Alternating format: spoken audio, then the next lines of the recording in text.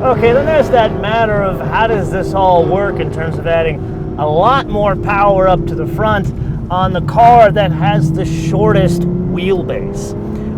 So in terms of weight distribution, not a whole hell of a lot. It's 53 or 54 in the front, so it's a little bit heavier in the front. Remember, this is a front mid-engine car, so that engine sits farther back in the engine compartment, and the transmission, it's there. It's there. Anyway, so driving dynamics.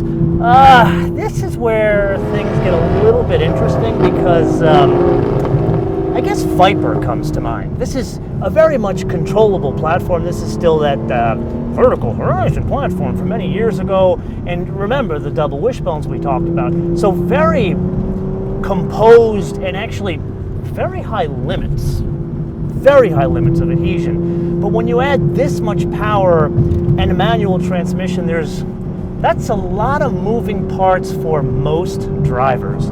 To the point where I would argue if you do not know how to drive a car, you don't have a racing license, this probably ain't your car, man. Because let's say if I downshift the wrong way, we'd be over there. We'd get some air, we'd become a pilot real quick, but then after that I don't think you'd have a very happy ending. Doesn't mean the car isn't controllable, it's just you need a little bit more skill to drive a car like that. And which makes this, more rocks from the rain for like 2 weeks ago. Wow, still there, man, that's crazy. We've had a lot. We actually had rain last night too. Anyway, back to this. So this is an experienced user's vehicle. So you know how you get into like a 911 Turbo S or even a Nismo GTR, and that pretty much anybody can look like a rock star in a car like that.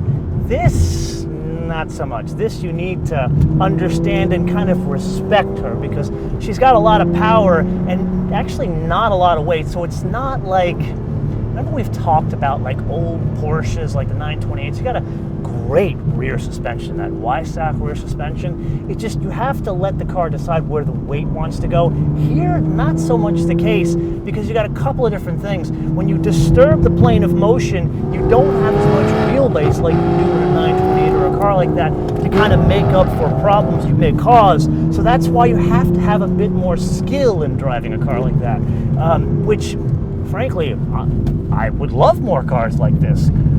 Something tells me the California Department of Transportation or any Department of Safety, like police, they probably won't like that very much. But again, that's what adds to the whole aura of this vehicle, that only the experienced need apply.